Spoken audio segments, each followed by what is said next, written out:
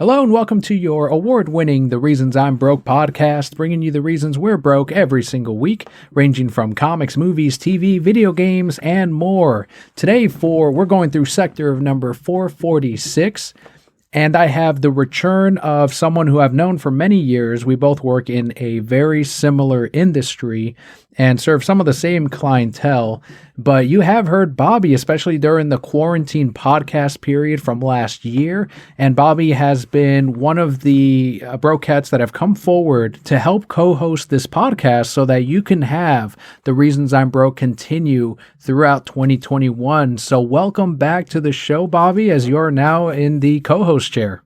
Hello. Thank you for having me, and hello, everybody. Looking forward to this awesome episode, giving you some news and sharing some information.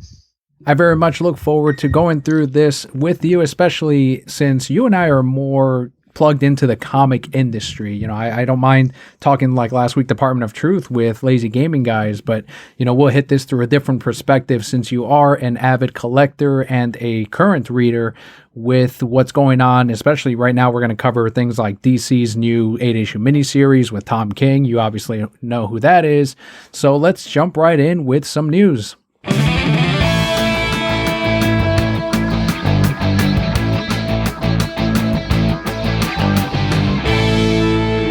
First one here is through an interview with IGN in which Godzilla vs. Kong director Adam Wingard, we spoke about him last week, he talked about the future of the MonsterVerse and how there is actually a little bit of hope with that. One quote here that he said was, "Who knows what the future holds? If the fan enthusiasm is there, then absolutely. Why would we ever end this thing if people want more?" End quote. That to me, what do you think? How do you read that quote as... You know, does that mean he's set up for a sequel, or is he more or less going, look, if people come out to download or to buy this movie, then there will be more, but for now, who knows? So what that tells me is we have a box full of ideas and stories. We're ready to hit the go button, and money makes things work. So if you guys support it, you throw money at it, then we're going to keep printing it. That's kind of what that means. It also says in the same token, like, let's say it flops, bad reviews, whatever, doesn't do as well, they could easily pull back and not have to invest as heavily versus coming out and saying, hey, this is a 3-film franchise and the first one bombs. Well, now they're stuck to the next 2. So their investment is less and they can take it step by step. That was one of the major issues, especially after King of the Monsters came out. There were major investments, as you mentioned, between Warner Brothers and Legendary. There were conflicts between the two over the streaming and how they were handling HBO Max versus box office. And King of the Monster obviously did not do as well as the 2014 Godzilla, which was a huge surprise to me. And finally, the potential Toho contract is coming to an end. So it's got a lot of things against Warner Brothers doing more films after King Kong vs. Godzilla.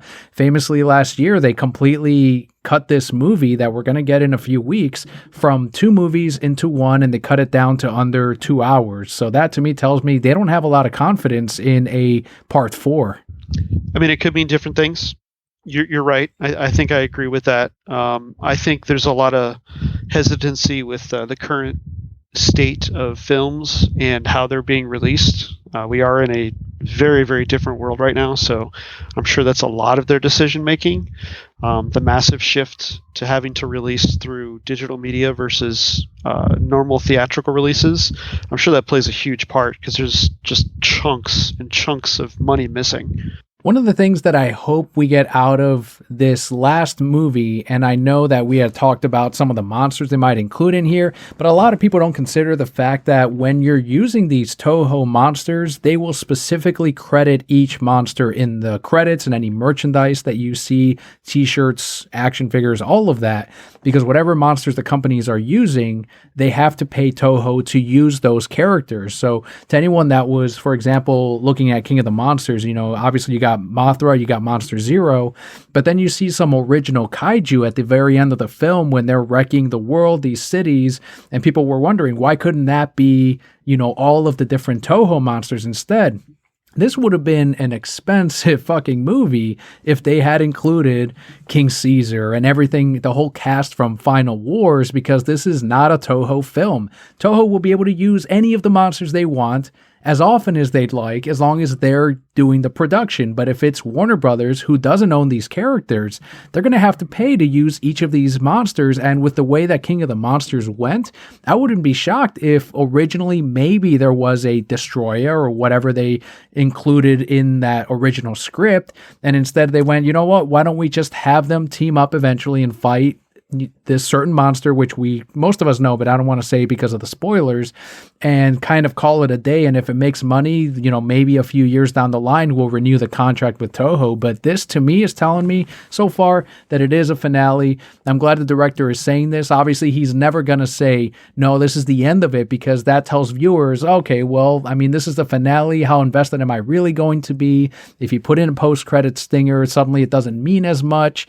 So if I were the director, I would also keep it very neutral, especially as you're trying to market the film.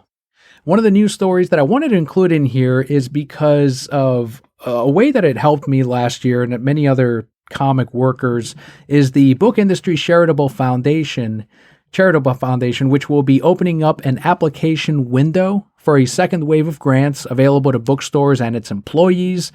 Bink's executive director, Pamela French, stated in, quote, in 2020, Bink distributed $2.9 million to help more than 2,200 bookstores, comic shops, and individual store owners and employees, end quote.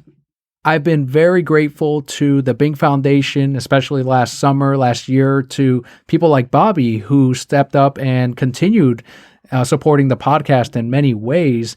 And I do want to highlight this. It's not something that I'm going to go for to try to get more assistance on this one, because thankfully I'm lucky in which we are currently operating. We're open and I have a job to work at. But for anyone that is in those states that aren't fully opened yet, that maybe didn't make it through COVID last year, this is open, especially if you are going in for a scholarship or if you're going to school instead.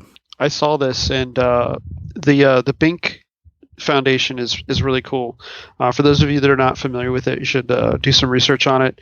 Very, very cool thing that's been done to help with the current situations, especially if your local stores are supportive of that. They'll probably do some incentive programs in their store to raise money for this foundation. So really, really cool. Benefits the owners and businesses, especially as Daniel was alluding to. There's some areas that are not as fortunate as others, and this foundation can really come through for those people. I want to talk a little bit about your experience as someone who manages a card shop, because not every industry has their own type of support. Like, for example, the movie theaters, from what I understand, they have not been getting help from Hollywood or from the government, and they've had to instead try to apply for business loans. And in your field, have you experienced any kind of assistance from anywhere inside or outside the company? We don't have anything for our company, no.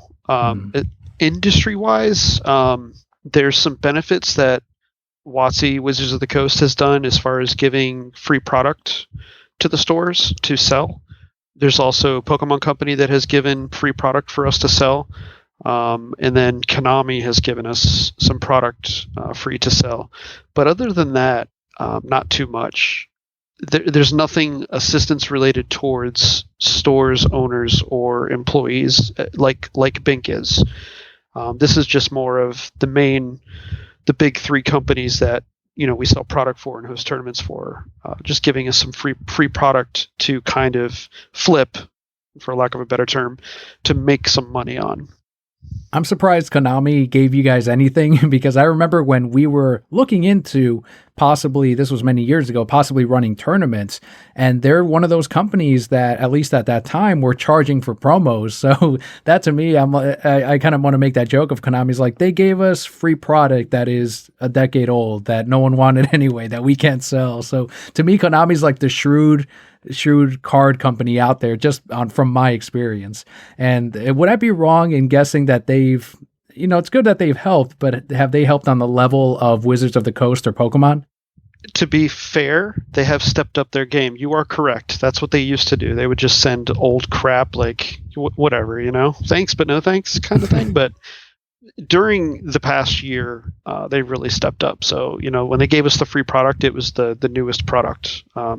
Usually a case of product could be, with 12 booster boxes is like, I don't know, like $800 or something, right?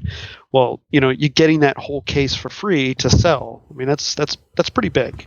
And that's just a buying cost. And then obviously you sell it for a little more. So there's money to be made there.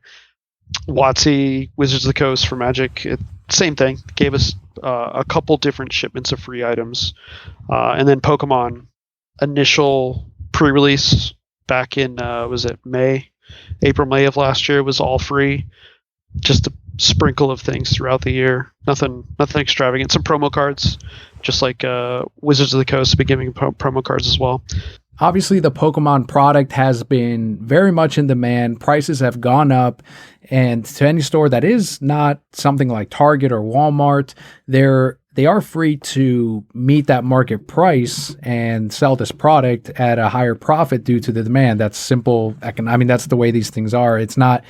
I had one or two people that were like, that's price gouging. And it's like, this isn't an essential, this isn't water. And, it's not something that you need. If you go to the supermarket and there's a hurricane around the corner and they start raising the price of essentials, that is price gouging, but, this is simply meeting a market. But do you think that there's this positive type of spin? And I know you and I are tired of getting those phone calls for Pokemon product, but do you think there is that slight, silver lining in that because this product is so much in demand, and yes, we can't get all of, as much as we want, but we're still making a higher margin due to the demand, and that in turn is helping make up for a little bit of those losses last summer?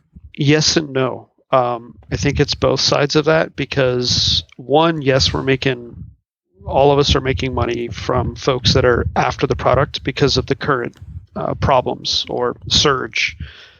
The downside of that is your normal customers that would normally come in and buy this stuff are not, because they're smart enough to know not to buy this stuff at the inflated prices. Plus, they actually can't play right now, so they're kind of backed off anyways. That's not every single one of them, but a very large percent of them have pretty much backed off. The other side of that is we are seeing folks that we normally don't deal with because they're on the hype train. They're on the internet. They're on YouTube. They're on Twitch. They're watching and hearing about all these breaks and the phenomena that is Pokemon, or it's just the folks that are clearly after investing because they see that there's a buck to be made, and that's what they're doing. So yes, we're making money off of them. Are they fools? Yeah, they are. Are we benefiting? Yes, we are. But the downside of that is we're losing our local friendly faces that we normally see in what we enjoy in our stores, which I'm sure you could agree with.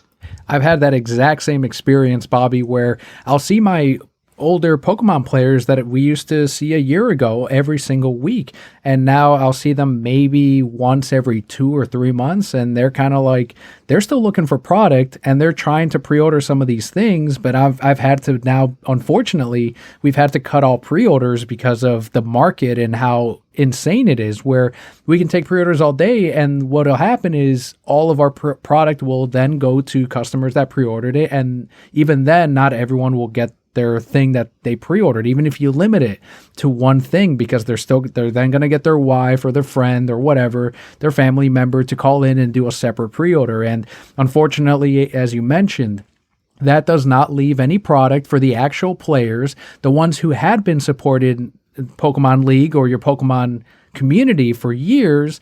And it hurts, you hear them say it too. They're like, I collect this stuff. Normally I would come in and be able to buy X amount of booster packs and trade in some stuff and get some singles. And now it's like, I can't even get my hands on it anymore because there's all these collectors and eBayers, people that you mentioned that want to be the next Logan Paul. And it's just a shame that it is very much a seller's market.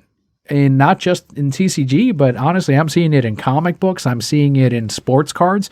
A lot of my product, and I'm sure you've seen this too, such as supplies and top loaders, all of that shit, I can't keep in stock anymore because I'm getting everyone that is selling any kind of TCG including people over 50 years old that are now into the sports card market, and they're selling stuff online and on eBay. And it's really gotten out of hand, in my opinion. It's asinine. It's complete and utter bullshit, to be honest. I'm frustrated with it, just like you are. We could go on for hours about this. The worst part about it is, and I'm sure you've had this too, little Jimmy comes in with his mom and they want to get some Pokemon cards, and we don't have any. Or if we do have them, they're like $10 a pack. The feel bads are just really bad from that. So it sucks. It's unfortunate. I deal with it every day. I'm sure you do deal with it as well. It's the sign of the times, unfortunately. And then right after they leave, you get the dingleberry that walks in and he's looking for rigid card holders, some penny sleeves, and he wants to look at any Pokemon product you have because he wants to buy it, and they'll pay any dollar for it. And if it's not that, they're asking for football cards or basketball cards or baseball cards. Like you said, yes, the sports card industry is booming. Everybody wants to get cards graded. By the way, side note, everybody, for those of you that are trying to get things graded, PSA is like 9 months behind. So literally don't waste your time. And I think 2 days ago, they just raised their rates. They went from like $12 a card to like $20 a card. They are bursting out of the seams. CGC is grading cards now, and they just started recently. They're already like 4 months behind. They're hiring a bunch of people, but whatever. And then Beckett's like 9 to 12 months behind as well. So it's going to stop at some point because these people are going to get these cards back. And by the time they get them back, this stuff's not going to be worth anything. But that's their problem. Whatever. I am waiting for that bubble to burst, and it's going to hurt us a little bit because I'm sure our product is going to be a little bit over the top as far as our orders. And that's always what happens. It happens every week, every month when I order comics. I will sell out of an issue number 1, let's say 20 copies, and only 2 people will have it on sub. So I'm like, all right, well, I sold out of 20, but only 2 people have it on sub. Let me order 8 or 10.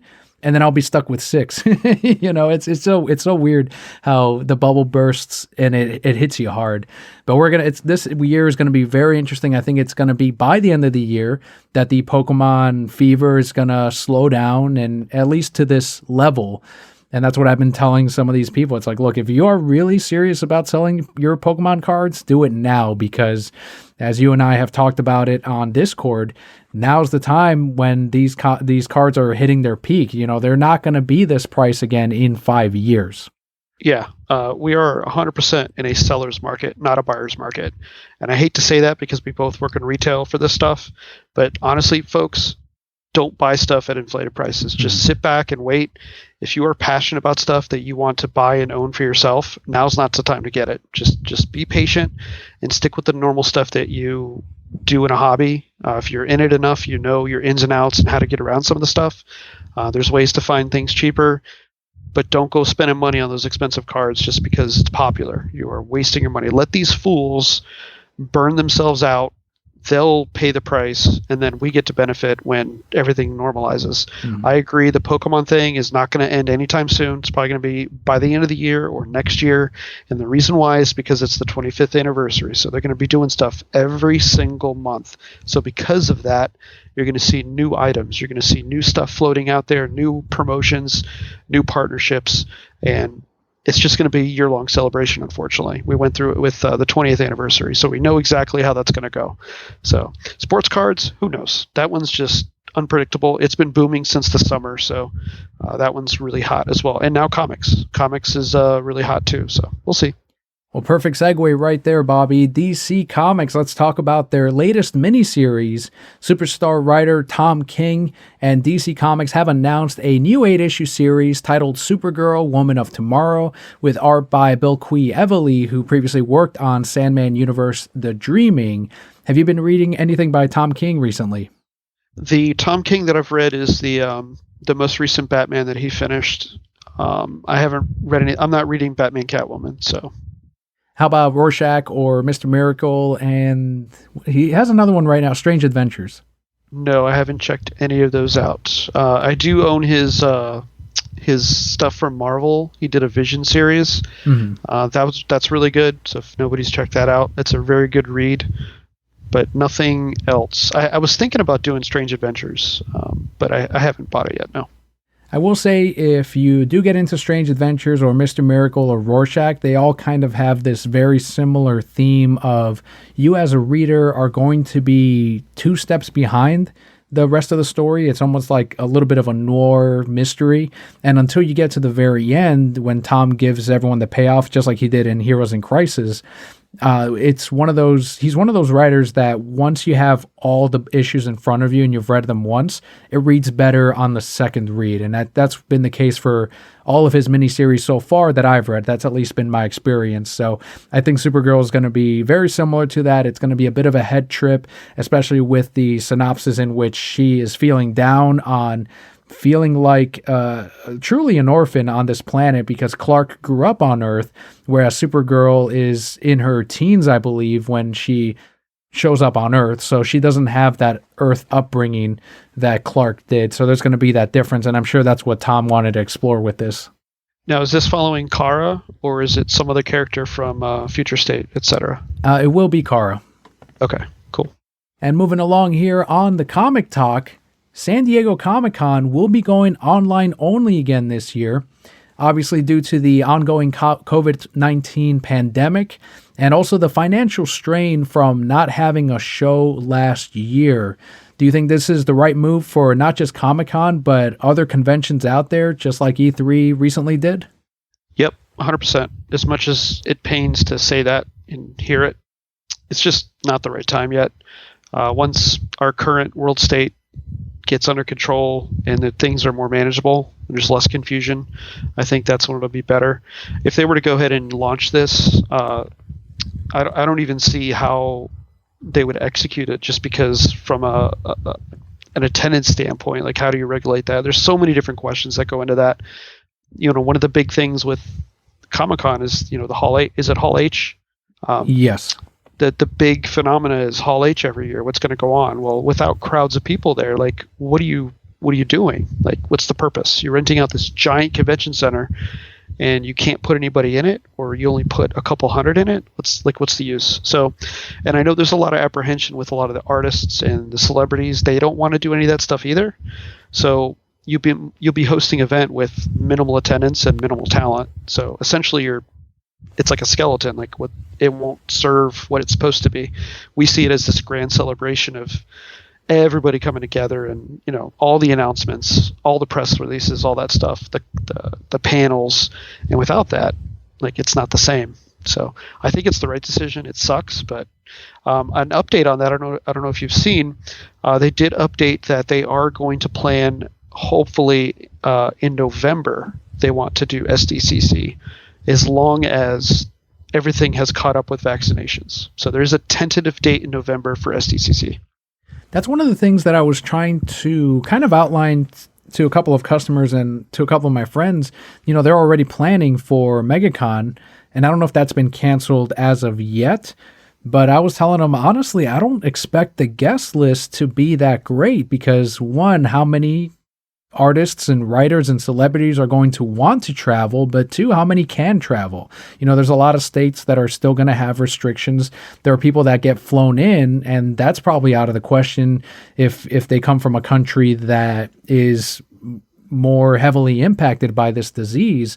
So to me, this and probably next year are going to be much lighter in celebrity status. And I know these conventions are not going to charge less because they're hurting too. So it's one of those things where, unfortunately, if you do go to MegaCon, if it ends up happening, or any other convention throughout the nation, and they're not charging less, you're not going to be really having a great show experience. And that's going to affect the future of that particular convention. It's going to affect any con goers that are like, why did I even come out to this convention? There aren't any celebrities, there aren't any signings. It's very light, and I still paid $40 for this ticket. Why should I go next year? I think any conventions that try to pull this off this year are going to be hurting themselves in the long run.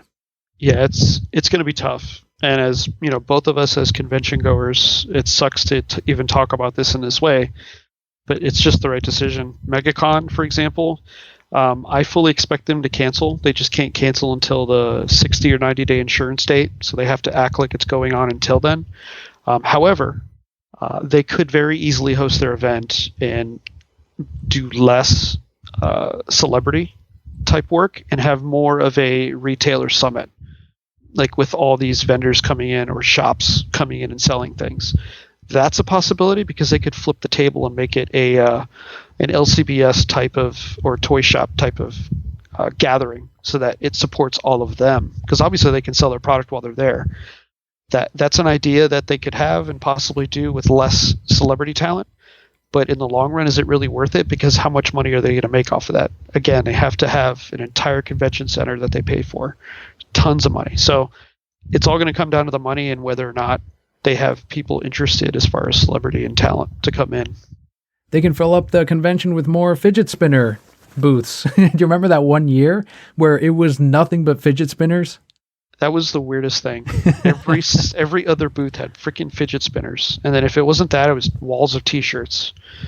I remember that year they were thinking about doing fidget spinners at the comic shop. We had a vendor that had them, and they did the little superhero ones, but we wouldn't get them for 6 months. And that's when me and the manager at the time had told the owner, like, by the time these things come in, honestly, fidget spinners probably won't be a thing anymore. And sure enough, all the kids stopped coming in with the fidget spinners. They're in Pokemon League. You didn't see them, kids getting in trouble in school anymore for having them. They just kind of came and went. They weren't like the tech decks. I don't know if they played with those in when you were in school, but we would always get in trouble with having our little skateboards and playing during class. Yep, exactly. And it was probably the same thing with the fidget spinners. The teachers were taking them, so it's probably happened with my sister-in-law is a teacher, and she said she had a drawer full of fidget spinners because she was taking them all. So I know the teachers were taking them. That's for sure. Well, that's where they all went. Yeah, that fad did die quick, though. It did not last long. It was hilarious. You had brought this story up in our Discord and how E3 2021 has been canceled as a physical event. The Entertainment Software Association will move forward, however, with an online event. I think this is more doable than a Comic-Con, don't you think? Yes. Some background on that. Last year, when they had to cancel, COVID kind of helped them cancel because we already noticed from previous years, some of the big publishers were backing off. Like, I think it was 2 years ago, Sony stopped attending. And then some of this, Nintendo obviously stopped attending. They just do their direct pre-recorded. So they only had Xbox. And then, Google would do a presentation, and the most recent was Amazon. Well, without that money coming in for the other companies, the ESA is really suffering. And I remember reading an article on this, like the COVID situation actually helped them cancel last year because it looks more and more like more companies and publishers are backing off. I mean, essentially, you've got Microsoft buying everybody up anyways. So it's all the big three eating each other up, and two of them currently aren't attending E3.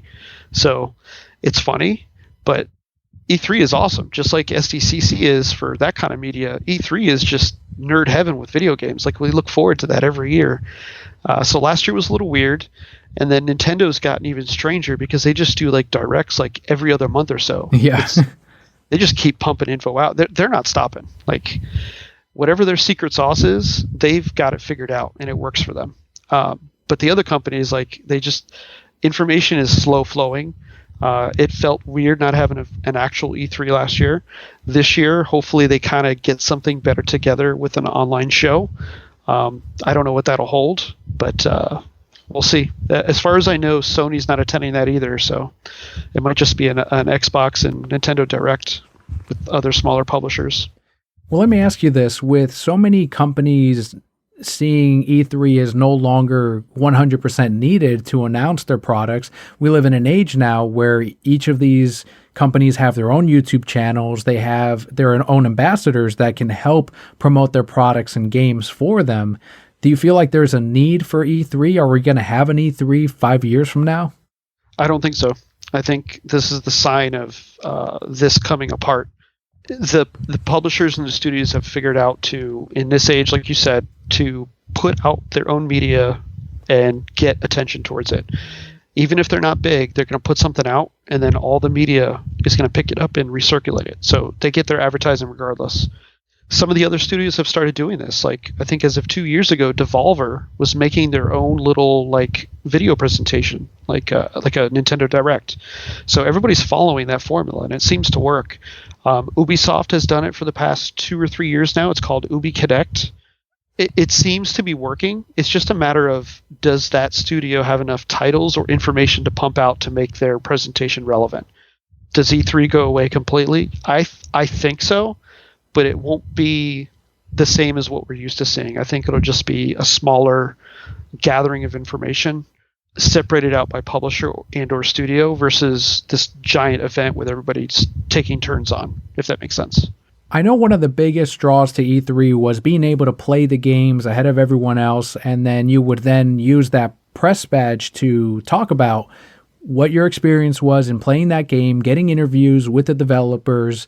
But as we've seen, you can do those presentations already without the need of the press.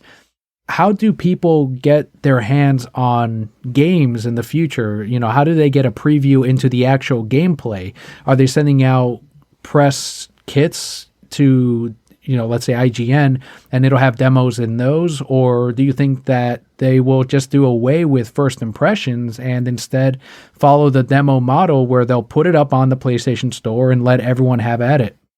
Yes, that's exactly what's going to happen. They've been doing that for the past year. A lot of the reviewers have been getting press kits, press copies for them to play and review and then talk about either on their YouTube shows, Twitch streams, or their podcasts.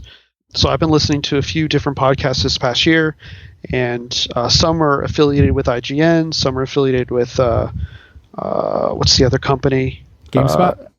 I think GameSpot's one of them, and then there's the other one. It'll come to me. And yes, they get that stuff from the companies, and they're given specific instructions. They'll be like, okay, well, you can stream this on X date, or you can only talk about this until X date. So that, gives that ability to get that news out there and a feel for the game. The problem is that's an opinionated review, so there's some push and pull with that. The other thing is, like, you're getting demos now that usually didn't get. So like Nintendo this past year has put out a bunch of different demos that they usually didn't do that you could play, and then some of them would transfer your save data over when you bought the game, so you would be able to get your hands on it besides just watching or listening. Sony has been doing it with some of their titles, and Xbox has been doing it with some of theirs. So I think that's what it's shifting to, because between that option, they're getting enough. I mean, everybody's on the internet now. Everybody's got their ways of receiving and consuming information, whether it be podcasts or videos or vlogs or even articles for that matter. So I think that seems to work. I don't know if it's the answer or what will completely replace E3, because that was part of the experience of E3. I've never been to one, but I know people that have, and it was just this awesomeness of being able to wander around and play all these things like a year or two before they even out, which is awesome. That reminded me of junior high when my friend Tim and I, we used to talk video games like crazy all the time. We'd watch the different videos and trailers, and he ended up doing a website where we would review video games on it. And he was like, one day I'm gonna use this website and I'm gonna use it to try to attend E3 next year. And he did like legitimately try to apply to get like a press pass so that we can go. Like, from junior high, us thought, man, maybe it was that easy. Maybe we could have done it, but it just reminded me of those times where, yeah, you're right. We looked at E3 as like, this is where they announce games. This is where you can see gameplay. Yeah, it was shaky cam footage and whatever. You didn't have streaming like you have now, but damn it worked. It got 13-year-old me hyped up for Smash Brothers Melee or the latest Pokemon that they announced. And it's really interesting how now you can download the demo, play it ahead of time, and it just shows you the ease of access that we have today and that we enjoy. One of the things, though, that the cost comes with is storage. And that's something that you had brought up on the previous podcast on the early impressions over the Xbox and PlayStation with Maceo. And it sounds like, according to Bloomberg, Sony is working on a PS5 storage expansion set for a summer release The Bloomberg article reads, quote, adding support for additional drives will be enabled with a firmware update that also unlocks higher cooling fan speeds to ensure the console doesn't overheat. End quote. Is this the solution? Maybe. Let's hope so. The fact that they're saying now that it's a summer release, that could easily be delayed. We've seen delays for everything, of course.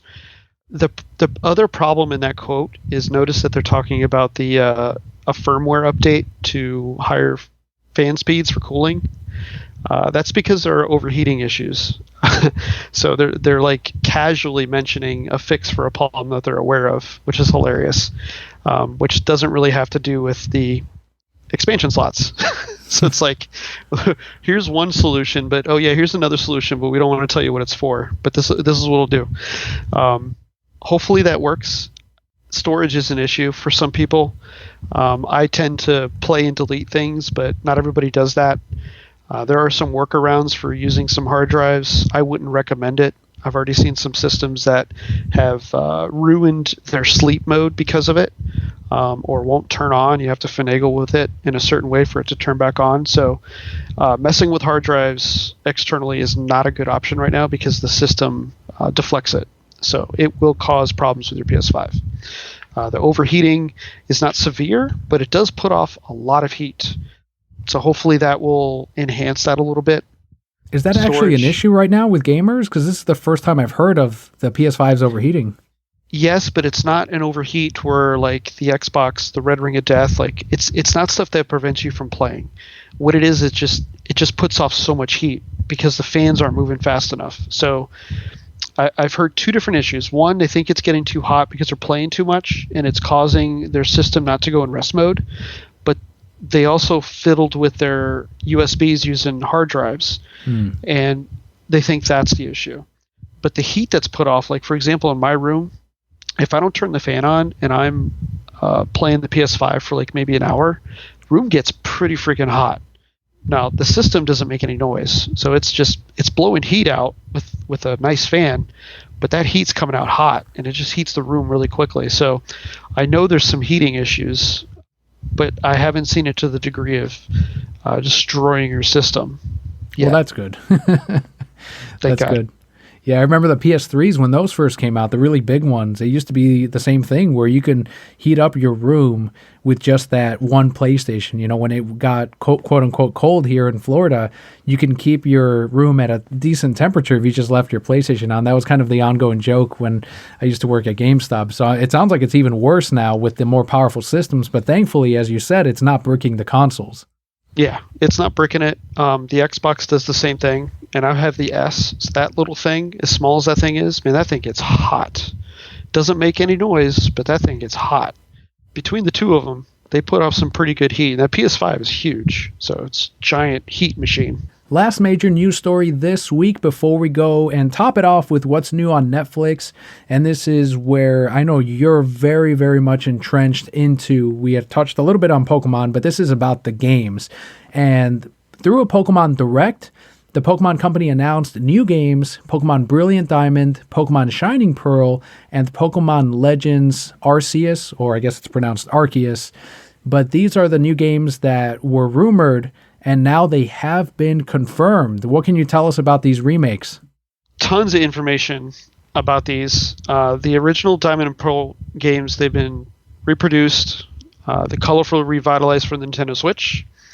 The sense of the scale of the towns and routes has been carefully preserved, and fans who play the original games will recognize many familiar faces. The meme that's been going on with that between Diamond and Pearl is they changed the character models to make them look chibi style. Whatever, who cares? The game itself looks brighter, colorful, smoothed out, more modern. They didn't change too much, so they really preserved what the game looked like originally, which is really neat. So this is not your traditional Kanto remake with Let's Go Eevee and Let's Go Pikachu, where they completely redesigned the game and made it look much different. They kind of preserved what these games looked like with the top-down view and just enhanced everything. You know, they flushed everything out, made it look nicer, not as pixelated. It looks good. I'll admit it doesn't look bad. From someone who didn't originally play those games, they don't look gaudy or bad or anything. We can expect some quality of life improvements that will enhance those games. Some of the rumored pickups that we think that are in there is that you'll get the endless pocket with the computer attached to you, so you don't have to go back to the Pokemon Center each time to the PC. That's a quality of life thing. The other thing is there should not be HMs in this game, so that would be a huge deal if there's no HMs. There's this ongoing battle with, okay, well, is this going to replace Sword and Shield? I don't think so. It could, but I don't think so. Then, okay, well, are they going to have Dynamax? Are they going to have battles? The game is labeled as 1 to 4 players, so that means there is going to be battling in the game, but we don't know if it's going to be any type of competitive in the game. So that's yet to be seen. Game comes out later. It's scheduled for late 2021. Now on to Legends Arceus. That's the other meme. Is everybody thought it was Arceus. That's what I called it for years, yeah. Yep. And then the 2 Japanese presenters there, including, is it Iwata? I forget his name. Or Masuda. They said Arceus. So everybody's confused now. That game, it's being dubbed as an open world game. We don't know that. They just showed us footage. Very glitchy footage at that. So take that with a grain of salt. That's supposed to come out early 2022. I think there's still a lot to be told about this game. They haven't really told us anything. I think it's a little bit of an appetizer.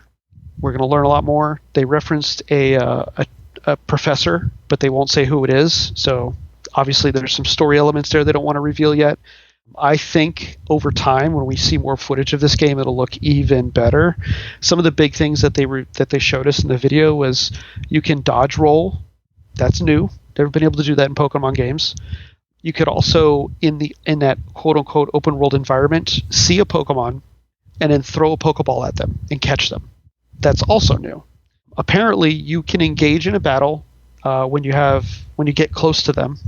And then you can also do battles with other trainers in the game, but I don't think it's PvP like you and I can play. I think it's more of just a solo campaign type style game. We'll learn about that. Interestingly enough, there are 3 different starters instead of your traditional from the Sinnoh region, because this is Sinnoh. Mm-hmm. Same with Diamond and Pearl, those are Sinnoh region. Well, with Arceus, it's going to be Rowlet, Cyndaquil, and Oshawott as your starters. So that's very interesting because they're mixed starters from different regions in different generations. So I think that's pretty cool. Everybody seems to be okay with that as well. The way that trailer started with the art style and the storytelling and that Pokeball looks amazing. The game footage, we'll learn over time how that's going to go. I just think personally it's way too early to make assumptions about that game. So people are hating on it. Let them hate, because they're going to hate and be toxic, but guess what? They're still going to buy it. It's absolutely going to sell, and this looks to be, from when I saw the video, it looked like an open world Pokemon game that people have been asking for years, and I know that I'm one of those players, or I used to be, where I would say, no, I don't really want that. I want a regular Pokemon game, something like Heart Gold and Soul Silver, where it then, after I defeat the Elite Four, it then gives me another region that I have to work on another set of badges for, but the Pokemon are up to that higher level where they are still going to present me with a challenge, even though I am the Kanto champion or whatever. But this one seems to be playing with a newer formula, kind of reminded me a little bit of something like Monster Hunter or something open world in which you can find Pokemon, you can capture them, you can battle them. It's got a whole different system. And I think the spinoff will still sell pretty well, but to the more traditional players, I don't see this as being their game. But this is why they also released Brilliant Diamond and Shining Pearl, and that's going to be their offering for the traditionalists, for people like me who want a more regular Pokemon experience. And I was going to ask you if we needed the remake for Diamond and Pearl, but this seems to be the answer to, okay, well, this is the Pokemon game for this year, so that you can still experience that classic feeling, and you can still satisfy the old fans. It's something that Scott had mentioned, I think on one of the streams, but also when he and I were talking, is that you can still access the Pokemon from Diamond and Pearl because of the DS. So there's still ways to transfer those Pokemon from that game over to the current ones without needing a remake. So that's why there was a lot of doubts on whether or not this was going to be the remake, because it's not really necessary. But if you look at it from satisfying players, you do need something like Diamond and Pearl or something more traditional that players can move on to. Yes. So it does suit some different needs and wants and satisfies different things that Nintendo tries to do. You're right, and Scott's right as well. Like, this will give a doorway into a region of Pokemon that they don't have access to, because you got to think some of the kids, let's say 8, 9, 10, 12 years old, don't have access to a DS, to a Diamond and Pearl game, or have the access to Pokemon Bank to move those up through the system to get into home, to get into your Switch for Sword and Shield. Plus, Sword and Shield doesn't have all the Pokemon, so there's that dilemma as well. So this does open that door, because Nintendo, if anything, Pokemon Company Nintendo, the one thing that they try to do with Pokemon games is get new players. That's their goal with every single game that they put out, remake or not. This will accomplish that, while also satisfying the needs for folks that want a remake or re-entry into the series that is either remastered or redone. So yes, this is that answer. Are there people that are going to hate on it? Sure. Is there going to be people that are not going to want to play it? Sure. More than likely, a lot of them are going to buy it anyways and play it, just going to gripe about it because that's the world we live in. But I think it does satisfy that need. I think it answers some of those questions. Having the ability to get those Pokemon, that's the thing we don't know either, is more than likely this is going to connect to home. So it'll give us more access to Pokemon to put into home that people didn't have. Me, myself, I didn't play Pokemon games prior to, Black and White. And I very lightly played those games. And I played a little bit of XY, and then very little of Sun and Moon. And then Sword and Shield I played a ton. So I moved some Pokemon through Pokemon Bank to Pokemon Home. It was a hassle, but I didn't have that much Pokemon to begin with because I didn't play that much. So I'm a good example of that. I never got to play Diamond and Pearl. I own Diamond and Pearl. I haven't played them because it would be a hassle to move those Pokemon all the way up through the systems. So yes, that does answer that question. I know the Pokemon Direct did have more outside of what I included on the show notes, but was there anything in particular that I might have missed that you wanted to discuss or cover? Sure. I got a bunch of quick Pokemon news. I'll run through this real quick. So there was a announcement. It was around Christmas of the 25th anniversary celebration, and they were going to do stuff. We were expecting it. It came out. They did it during the parade, and we got our first announcement in January. And it was a little commercial, and they said, "Hey, we're kicking the year off. Here's our ambassador, first music ambassador of Katy Perry." So then we got some more news, and it's like, "Oh, hey, we're doing this concert for the 25th anniversary on the birthday, and it's going to be Post Malone." So they did a post. Yes, everybody, I did say Post Malone and Pokemon in the same sentence. They did a concert. It was pretty neat. A lot of people liked it. A lot of people hated it. A lot of people don't care for it. Smart on Pokemon, because they're tapping into a giant sphere of folks that they usually probably wouldn't be able to reach. So again, Nintendo at its best, doing what they do. So when that concert was finished, it was like 14 minutes. He performed 4 songs. He performed Circles, Psycho, Congratulations, which are all his songs. And then he did one cover song, which was in conjunction with Pokemon.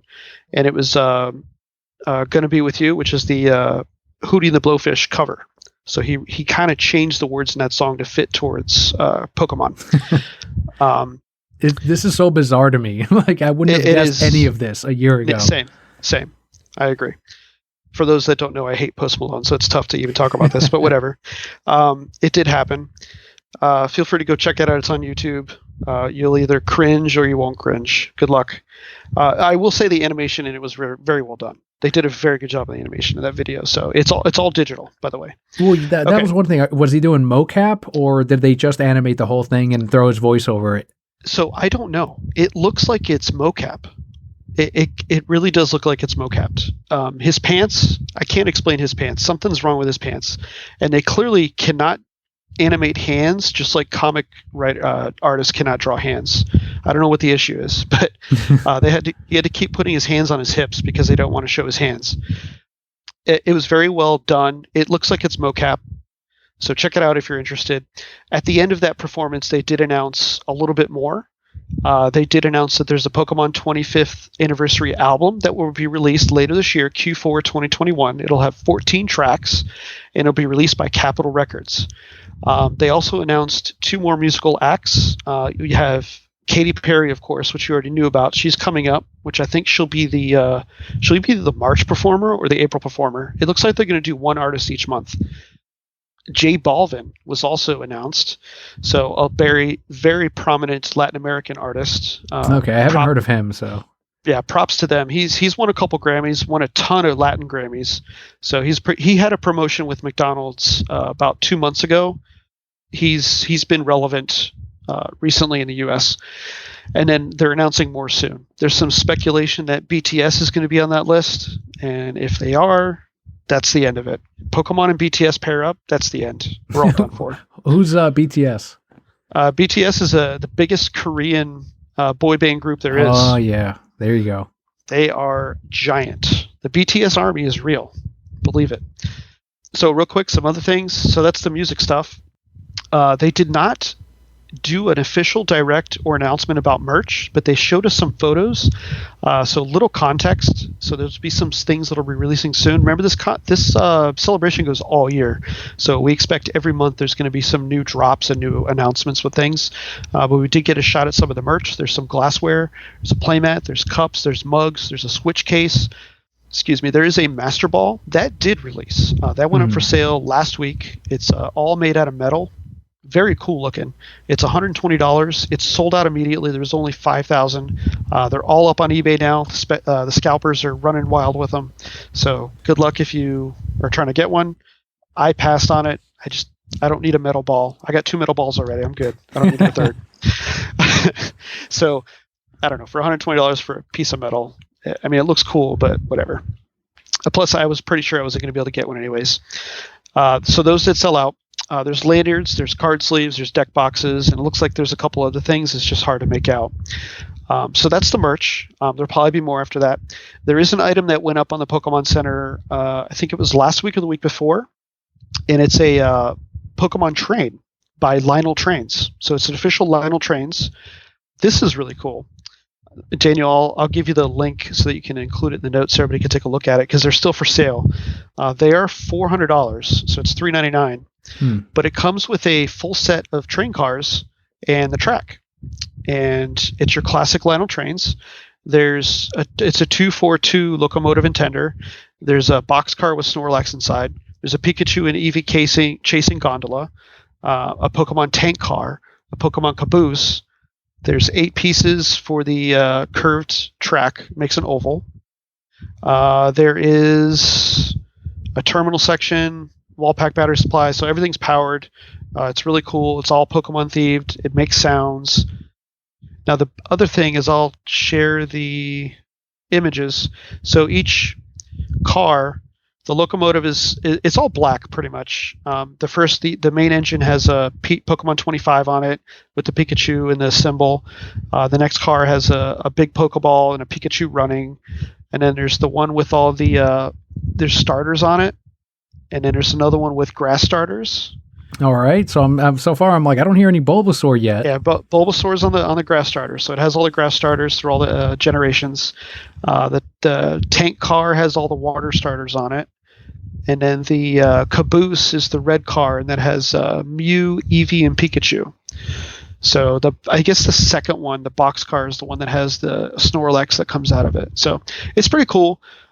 So you all can check that out if it's something you're interested in. They're still available.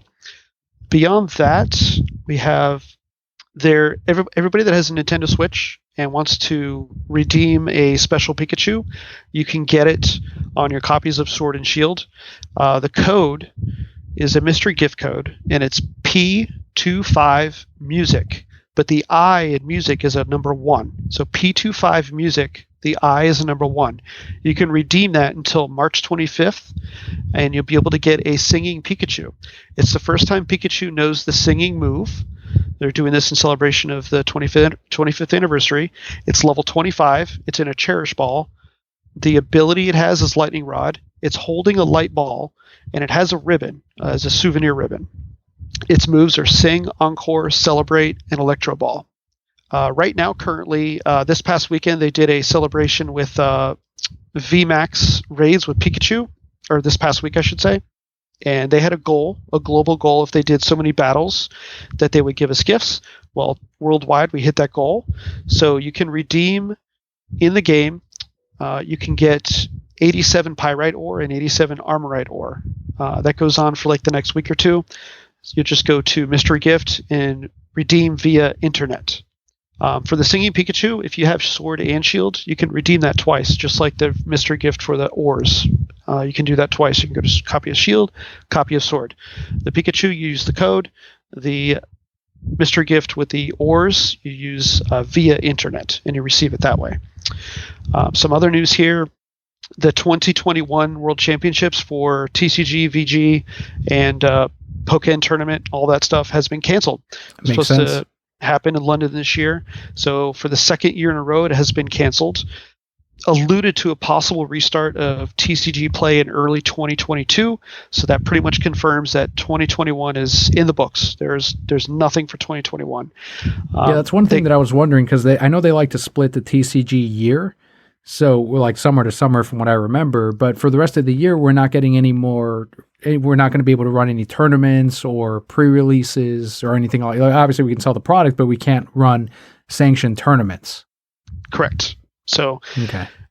Funny enough, they did say that yesterday they made an announcement. So this is fresh news too. Yesterday they did open up Australia and New Zealand, of course, because those are the only two countries that are following directions in this world. To be fair, they're island nations. So Right. They are open for TCG play starting, I think, tomorrow. Not sanctioned play. So nothing will be sanctioned, but to be able to host and sanction events. I'm sorry, wrong word. Schedule events and bring people together.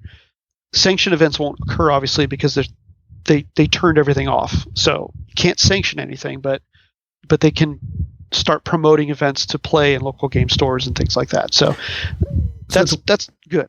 So it's one of those things where they won't get official promos, they won't get any support from the Pokemon company, but officially they can say that they're running official tournaments, whereas I've seen some of my local competitors will still run gaming events that aren't quote unquote supported by the company. Therefore, they're kind of free of any type of, hey, you're contributing to the gatherings. And this way they're saying, no, we're not, we're saying you can't sanction these events. But in those countries, they can at least say that they're official, right? Yeah, they can run events and they won't get penalized from Pokemon. Nothing will be qualified towards championship points or official sanctioning. None of that, because that switch is turned off for all this year. But they are allowing people to schedule in-person play in those two countries. They also said that they'll attempt to revisit Worlds again in the summer of 2022, also trying to host again in London. So they still want to host in London. They never got their official London kickoff last year, so they're going to try again 2 years from now, or a year from summer. They still have to continue the season that they paused, don't forget. So that's all paused. When they do restart, it's going to have half a year that they're already holding on to. So if they do start 2022, more than likely, if it works out, they'll start around March, April. They'll turn everything back on, and it'll be just like it was in March, April of 2020, continuing to the summer. That's the plan. So does that include any points that people had already earned at that time? Correct. Okay. They're keeping everything intact. So if anybody qualified already, they will continue. They're holding on to all that. Gotcha. So if you had 120 points, your 120 points will continue on that date when they flip the on switch. What else? We got Battle Styles. This is for you and I. We're both going to experience this. The TCG pre-release begins this Saturday. If you're going to be listening to this over the weekend, so It'll start on Saturday, March 6th. It'll run through Sunday, March 14th. So go to your local gaming store and you can pick up your pre-release kits. Most stores should not be running in-person tournaments. If they are, whatever, their business. I don't recommend it. Just go buy your stuff and take it home and have fun. But those can be sold beginning Saturday, March 6th through Sunday, March 14th. On Monday, March 15th, which is the very next day after pre-release, as long as that location or local store held a pre-release, they can start selling physical product, booster boxes, booster packs, Elite Trainer boxes on Monday, March 15th. That is considered an early release for local game stores that are part of the Pokemon League program. The national release for all your other retailers is going to be Friday, March 19th. So it's essentially a 5-day early release. The cards will be legal for TCG play competitively online on Friday, April 2nd. One more thing here. We have Shiny Toxtricity is available at GameStop. You'll be using your Pokemon Pass mobile app. If you don't have that, you can download it. It's free. You just have to log into your Pokemon account on the app to access it. It's very simple. You'll go to your GameStop, whatever GameStop's near you. There should be a QR code on a stanchion sign in the store. You'll just scan it using the app, and you'll be able to redeem that code for the Shiny Toxtricity. You'll take that code and redeem it in your copies of Sword and Shield using Mystery Gift via code. The Shiny Toxtricity is level 50, has the ability Punk Rock. It's holding the item Throat Spray. Its moves are Overdrive, Sludge Wave, Boom Burst, and Rising Voltage. That promotion runs through March 18th. So you have till March 18th to go scan that QR code and redeem your code. So that's on Snyder Cut Day, March 18th. Nice. So you can go get your Toxtricity and then sit down and watch Snyder Cut while you're downloading. There you go. Yeah, Battle Styles itself, that's going to be the one that you had mentioned that you and I are going to be most affected by. I fully expect to run out of pre-release kits probably by day 2 if I'm lucky, but hopefully I have enough to go around to most players. I know that we're going to get hounded by eBayers and scalpers, but I hope that I see some of my regulars at least come out for that. And I know some of them already fell out of the game and they're no longer interested in it because you just can't get the product. But I do hope that the Pokemon Company printed a few more than the last set to help accommodate the demand. Yeah, pre-releases have been good with our locals and our regulars. I see them come for that, but I don't see them come for anything else. So that's a good sign. I've already had some reach out to me this past week regarding how we're going to handle things, pricing, etc. So it bodes well. Yes, there's going to be collectors. Yes, there's going to be scalpers and flippers. Whatever. Don't care. I have 240 kits. I'm going to let them all rip. I want them all gone. I'll make the money. Move on. A lot of Pokemon product and news, especially this year being the 25th anniversary. Let's head into our final bit of news this week. It is What's New on Netflix, the March 2021 highlights. It's a pretty short list this month as far as what I wanted to highlight from things that you and I probably have seen. But Batman Begins, so that one left HBO Max and is now back on Netflix. We've got DC Superhero Girls Season 1, that's the latest show. I Am Legend, which is the first appearance of Batman v Superman in one of the backgrounds. You also have The Dark Knight, Pacific Rim, The Black Season 1, and Pokemon Journeys, the series Part 4. Where do you want to start on this list? Batman, why not? Christopher Nolan Parts 1 and 2. So by many considered one of the best, if not the best Batman movies of all time, The Dark Knight. And for me, Batman Begins was my favorite of that trilogy because of the amazing story. They made it work with Scarecrow and Ra's al Ghul, or as they called him, Ra's al Ghul in the movie. Yes, Ra's al Ghul in Batman Begins. Interestingly enough, I like how they kept. It was weird how they used him, but Cillian Murphy was used through the other two movies very lightly, and a lot of people don't pick up on that. Like they saw, I think it was what's the third one? Is it Rises? Yeah, Dark Knight Rises. In Rises, he's in there, and I think a lot of people didn't realize who he was because he wasn't in his getup. But Cillian Murphy is obviously Scarecrow. So it's like he was part of this clan all along, which was, it's a Nolan verse. So it was set up from the first one. But to me, that's always been interesting. Is they kept certain characters involved throughout. Scarecrow being one of them. Which was your favorite of the Nolan trilogy? That's tough. Begins is very good, but The Dark Knight, the performance by the Joker is just outstanding. Between the two of them, I think probably The Dark Knight, and then really close is Batman Begins. Yeah, I don't think there's a wrong answer. Each one is very strong in its own way. And I know people crap on the third one a lot, but even that one, I'm like, that's still a really good film. Yeah, the third one is still brilliant. Joseph Gordon-Levitt did a fantastic job in that, in the role that he played. Talia al Ghul was in there as well. So it's, my only issue with Rises is it suffered from the Raimi Spider-Man 3 syndrome. Too many characters, it felt like, because there's so much story you can tell, and it was kind of like crammed in there. It wasn't bad. How about I Am Legend? Did you see that one in theaters, or have you seen that one at all? Yeah, I saw it in theaters. I do own the release copy on Blu-ray. It's a steelbook. I remember seeing it in the theaters. What was interesting is it wasn't what we thought it was going to be. Like we all thought it was going to be a different type of movie. It ended up being this, post-apocalyptic virus type world, which is very current day kind of, but worse, obviously. That was a very worse scenario. Had a touch of kind of like Resident Evil kind of thing going on there. It was weird for the time that it came out. Will Smith was a rock star, and he did that movie in it, and it was so different. The shining star in that movie that doesn't get enough acknowledgement is the dog. I forget the dog's name, but the dog in that movie is the real hero. I watched it recently because it was playing on something. I ended up sitting watching the whole thing because it had been so long since I've seen it. And yes, you're right. That was the first appearance of BVS.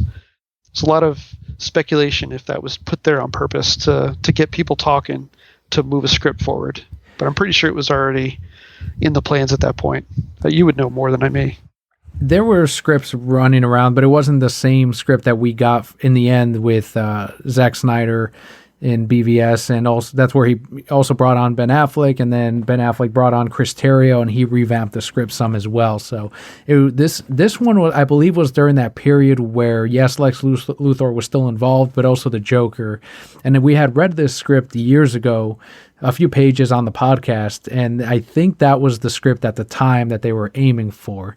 I remember seeing I Am Legend in theaters, and when they cut to the shot of, and it's just Will Smith walking through the streets, but you see the gas prices, and everyone gasped, like in the theaters, like, oh, I don't remember what it was, like $7 or something, and everyone was like, oh my God, in the future, the gas gets insane, and that always stuck with me because all the crumbled buildings, no people around, it's a desolate city.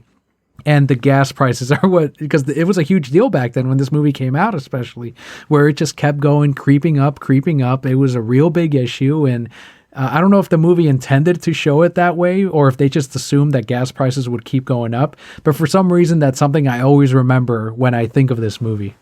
Yeah, it's very popular with the, you're right. And I think what they were trying to do is like, hey, because that was a time when gas prices were going up like crazy, and we were all like, what the hell's going on? So they took advantage of that in the movie as like a play on that. And it's like, hey, in this not so distant future, it's $8, $9 a gallon. It keeps going. And I think he's in Times Square, right? I think so. New York. And yeah, he's walking, and it's that big shot, and then on one of the billboards, those marquees that they use for advertising, that's where you see I don't know if it's a poster. Yeah, because there's no power. Mm-hmm. So yeah, it's a poster that you see there. Now, the last one on this list was Pokemon Journeys, and I've been a pretty big defender of the show in the past because I think each series does a really good job, especially X and Y was incredible, in which they really upped the storytelling to, I know they're trying to appeal to kids and they're trying to appeal to newer players, but to me, the XY series was the one that was like, look, let's make a show that also appeals to the older crowd. And it got a little more serious with the battling, with his relationship, Ash's relationship with the people he travels with, before they got to Sun and Moon, in which it was very much a new generation, a bunch of new players. Let's appeal to the kids again, which I was fine with too, because that show was still solid. But all the shows on their own have stood really well. I know people judge it by the animation, but I'm telling you, like, if you can get past the differences, you will still find solid storytelling. I honestly don't think the show has been better than it is now, even when you compare it to the classic TV show from the 90s that are also on Netflix. But Pokemon Journeys is one I've yet to dive into. I'm trying to get through Sun and Moon first, and then I'll eventually go into Journeys. But is this the one that is an alternate timeline in which Ash starts in a different region with more current Pokemon, or am I thinking of one of the specials? So I have no idea. Okay, I know. I don't watch any of the anime. Gotcha. I have never have, and I won't say I never will. But the issue with all of it is I never played Pokemon when I was younger because it came around as I was exiting high school, so I never got to experience it like everybody else has for the most part, and because of that, I don't have that attachment to the shows or any of the anime. So unfortunately, I don't know because I haven't watched any of it. Well, this is exactly how kids, I think, are still staying up to date with Pokemon, learning about them.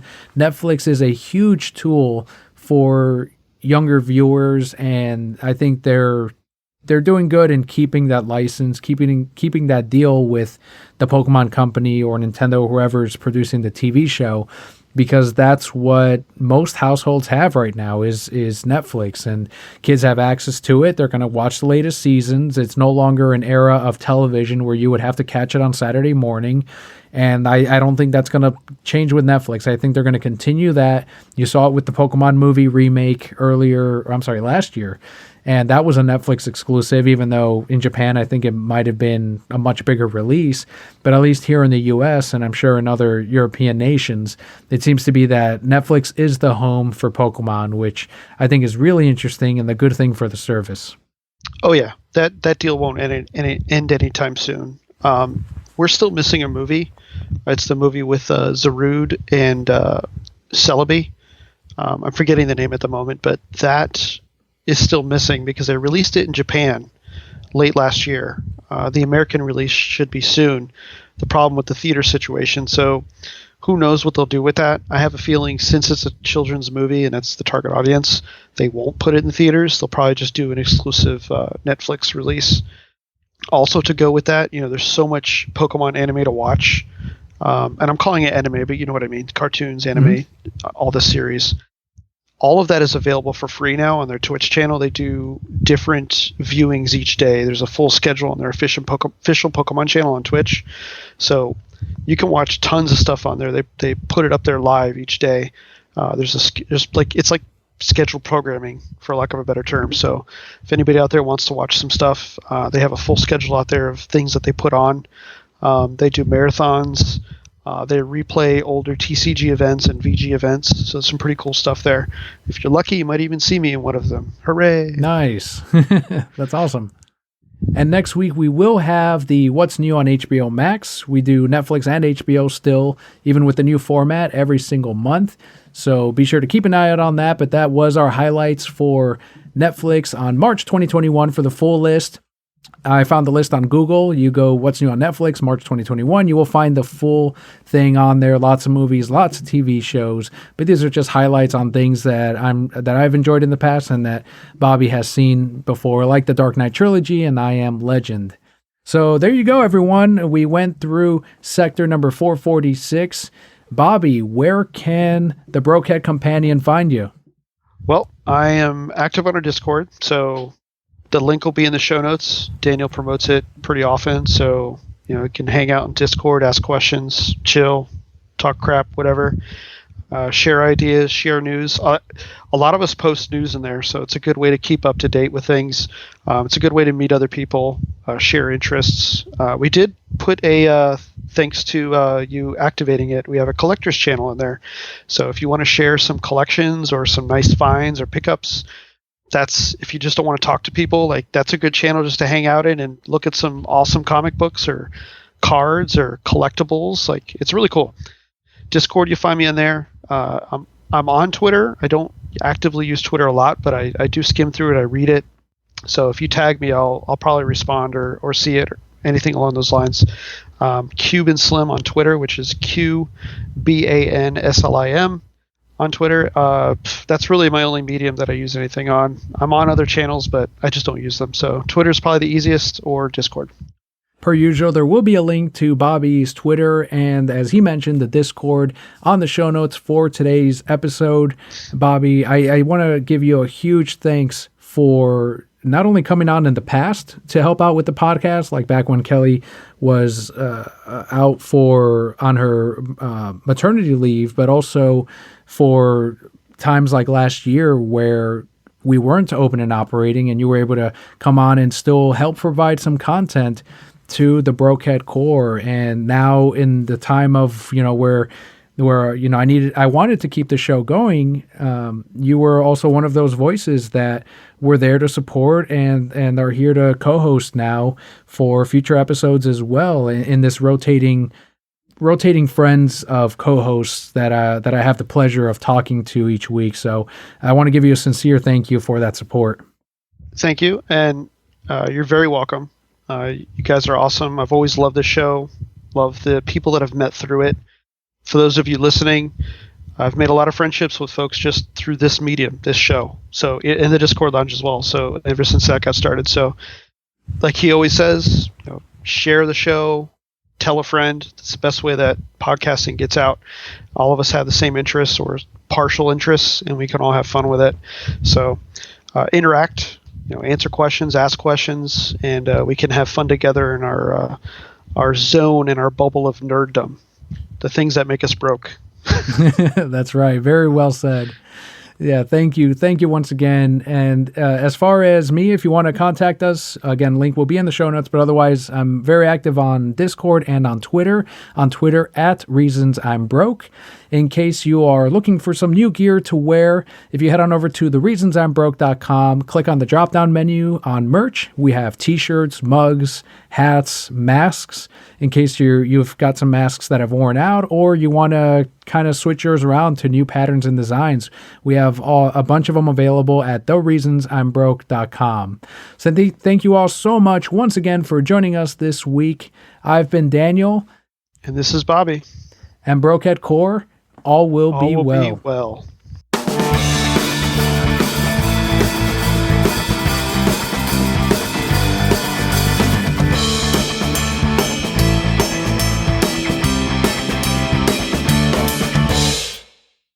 What is your favorite form of the Hulk, not counting the standard green version?